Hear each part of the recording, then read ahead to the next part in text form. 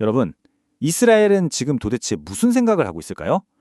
오늘 저희는 그 속을 들여다보기 위해 아주 특별한 인물을 만날 겁니다. 바로 전 모사드 정보국장이었던 조활 팔티인데요. 그의 심층 인터뷰를 바탕으로 지금 중동에서 벌어지고 있는 일들의 핵심을 한번 파헤쳐 보겠습니다. 저와 함께 그 복잡한 상황 속으로 직접 들어가 보시죠. 팔티의 말에 따르면요, 10월 7일은 그냥 단순한 공격이 아니었습니다. 뭐랄까, 이스라엘의 안보라는 개념 자체를 완전히 뒤흔들어버린 말 그대로 지진이었다는 거예요. 지금 보시는 이 문장처럼요. 그 이후에 일어나는 모든 일들은 그저 그 지진의 여진에 불과하다는 거죠. 바로 이 관점, 이게 바로 지금 이스라엘의 모든 행동을 이해하는 가장 중요한 열쇠가 됩니다. 자, 그렇다면 이 거대한 갈등의 근본적인 원인은 대체 뭘까요? 팔티는 아주 명확하게 딱 한 곳을 지목합니다. 바로 이란이죠. 이란이 가하는 두 갈래의 실존적인 위협이 이 모든 문제의 핵심이라는 겁니다. 이 위협이 구체적으로 어떤 형태인지 한번 보죠. 여기서 우리가 정말 중요하게 짚고 넘어가야 할 게 있습니다. 바로 로켓과 탄도미사일의 차이인데요. 이게 그냥 비슷한 무기가 아니에요. 이스라엘이 수십 년 동안 상대해왔던 헤즈볼라의 로켓하고요, 지금 이란 본토에서 직접 날아오는 탄도미사일은 이건 완전히 차원이 다른 위협이라는 겁니다. 생각해보세요. 로켓이 전술력 무기라면 탄도미사일은 도시 하나를 통째로 날려버릴 수 있는 그야말로 전략 무기거든요. 이 위협이 얼마나 무서운지 실감나게 설명하기 위해서 팔티가 이런 비유를 듭니다. 예를 들어 맨해튼 같은 도심에요, 탄도미사일 한 발이 떨어진다고 상상해보라는 거죠. 그럼 그 주변 반경 수백 미터 안에 있는 모든 건물들이 그냥 사라져버린다는 겁니다. 와, 갑자기 추상적이었던 위협이 아주 구체적이고 소름 끼치는 현실로 다가오지 않나요? 그리고 이 공포는 여기서 그치지 않습니다. 바로 경제적인 피해로 이어지죠. 팔티가 추산한 걸 보면요, 만약에 탄도미사일 단 한 발이 인구가 밀집된 지역에 떨어진다. 그럼 그 잠재적인 피해액이 얼마일 것 같으세요? 무려 12억 셰켈입니다. 우리 돈으로 환산하면 약 4,500억 원이에요. 미사일 딱 한 발에요. 그럼 도대체 이란은 왜 이러는 걸까요? 그 동기가 뭘까요? 팔티는 이 부분에 대해서는 조금의 모호함도 없다고 딱 잘라 말합니다. 이란의 목표는 아주 명확하다는 거죠. 첫째, 이 지역을 완전히 장악한다. 둘째, 핵무기를 갖는다. 그리고 셋째, 작은 사탄인 이스라엘을 지도에서 지워버리고 큰 사탄인 미국에 대항한다. 이겁니다. 자, 그럼 이렇게 어마어마한 위험 앞에서 이스라엘은 도대체 어떻게 대응하고 있을까요? 이제 이야기의 다음 장으로 넘어가 보겠습니다. 팔티가 설명하는 이스라엘의 대응책, 바로 미국과 손잡고 벌이는 공동 군사작전입니다.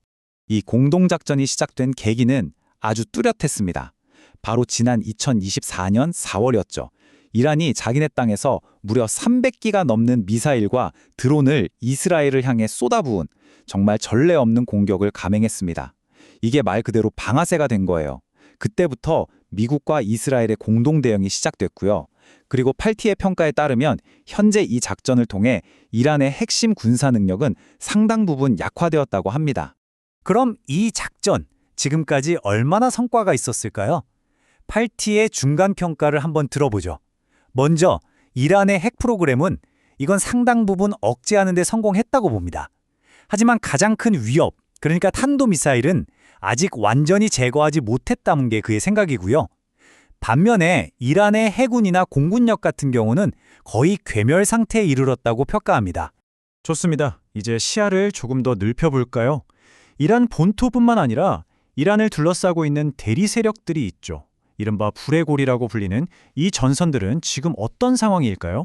팔티는 이 위협들을 평가할 때 아주 독특하고 또 지극히 개인적인 척도를 사용합니다. 그가 사용하는 기준은 바로 이겁니다. 파이티 테스트라고 할 수 있겠네요. 질문은 딱 하나예요. 내 가족은 지금 안전한가? 정말 단순하죠?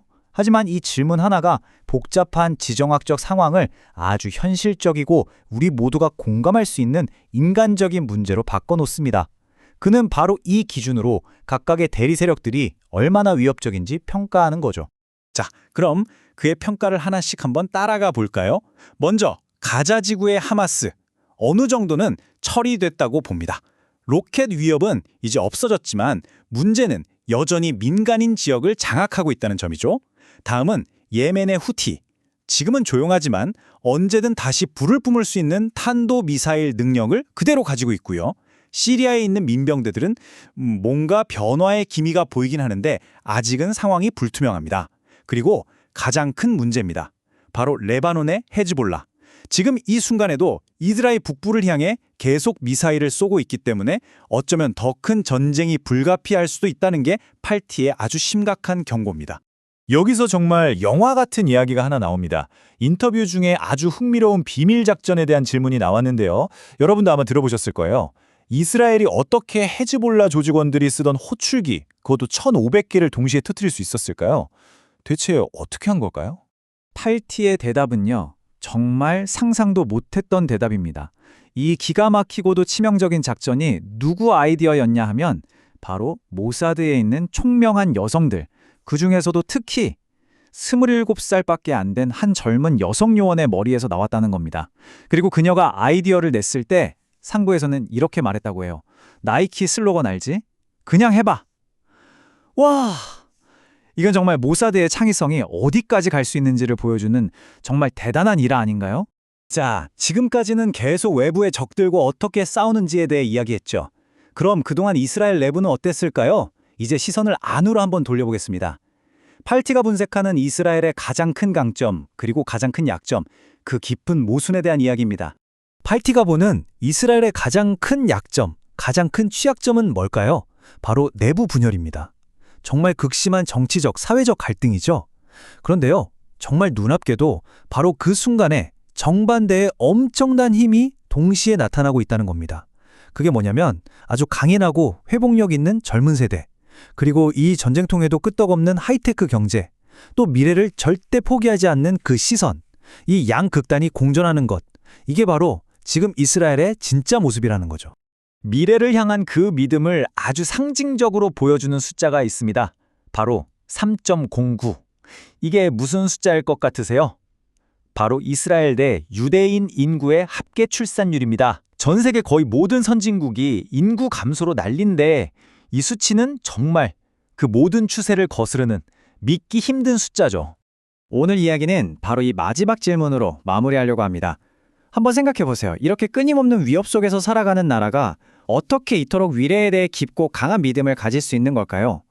팔티가 우리에게 던진 이 거대한 역설, 이것이야말로 이스라엘이라는 나라가 가진 회복력의 근원이 대체 무엇인지 우리에게 정말 깊은 생각을 하게 만드는 것 같습니다.